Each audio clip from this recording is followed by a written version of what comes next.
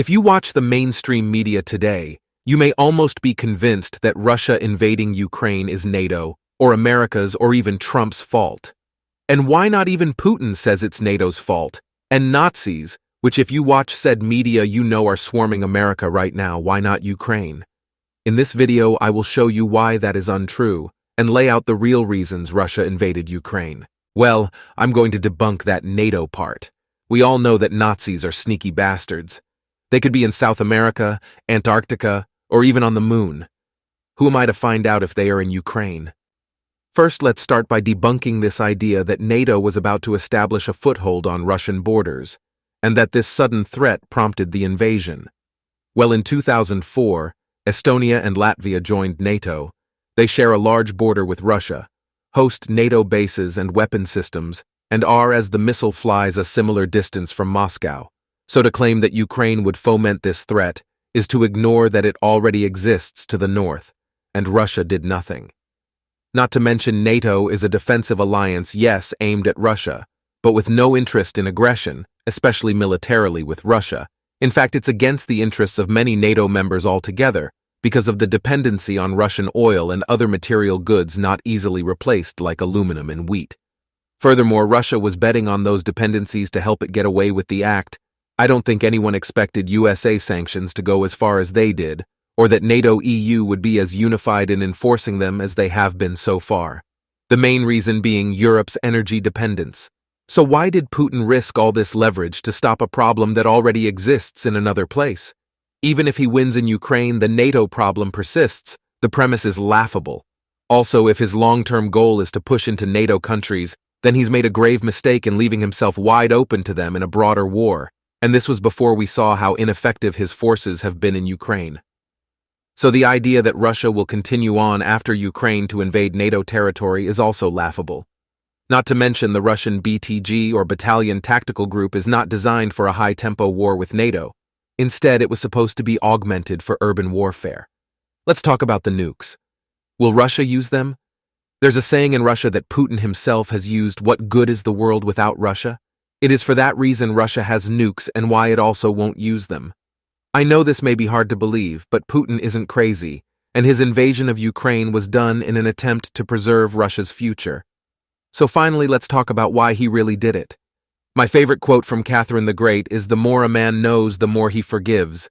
But another powerful quote that's lesser known is, "If Russia is to survive, it must expand its borders." This is mainly because Russia is a vast open plains land with no mountains or oceans to protect it or hide behind it.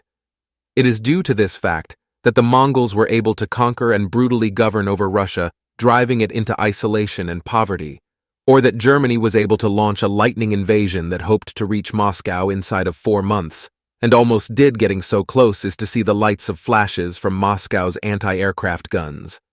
The concept I'm addressing here is called strategic depth, and Russia has none to the west, aka Europe.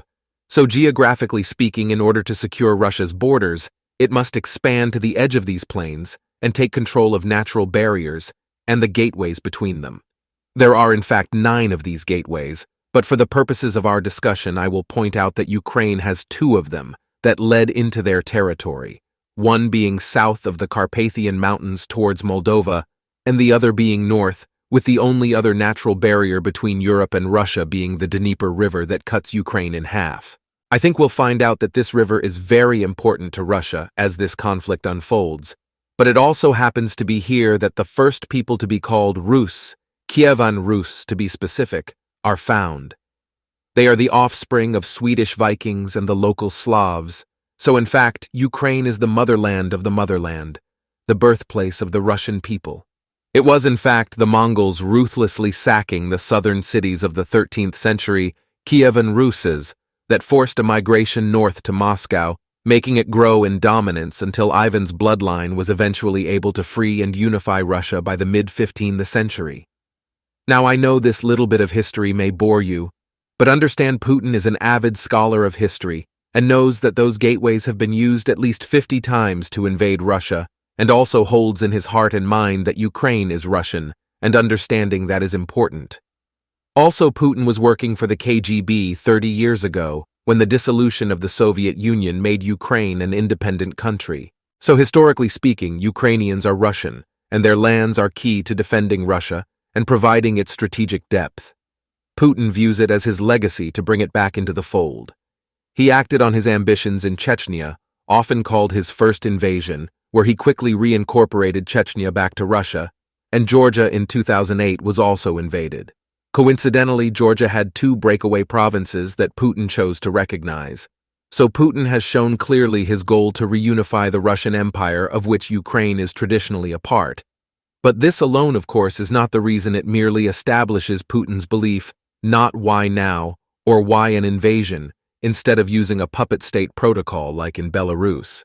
As for the puppet state, I think he was working on a hybrid strategy, part Belarusian, part Georgian, in that they used a lot of soft power to try to maintain Ukraine in their sphere of influence, but also acted militarily to secure more immediate needs after Viktor Yanukovych was forcibly removed from office for supporting a pro-Russian agenda. After Viktor came Petro Poroshenko, whose domestic policy promoted nationalism built around Ukrainian language and Ukrainian religion, going so far as to separate Ukrainian churches from their Moscow patriarchates, creating the Otis-Acephalous Orthodox Church of Ukraine.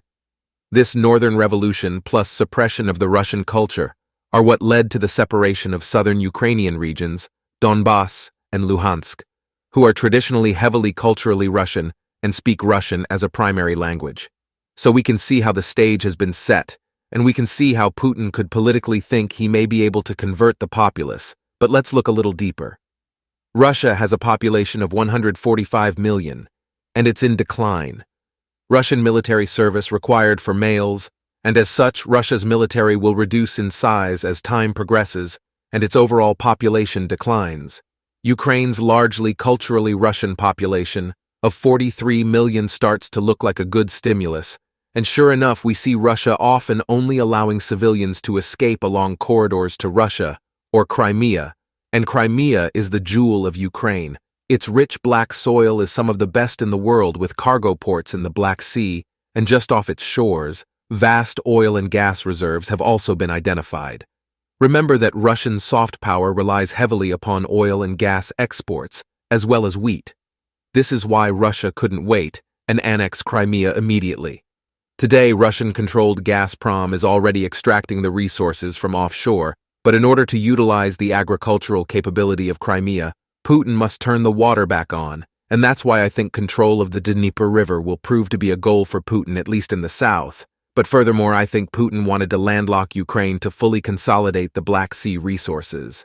I'm not so sure he will be able to achieve that now, but if we look at the battle line, we can see the push to control the south of the Dnieper River.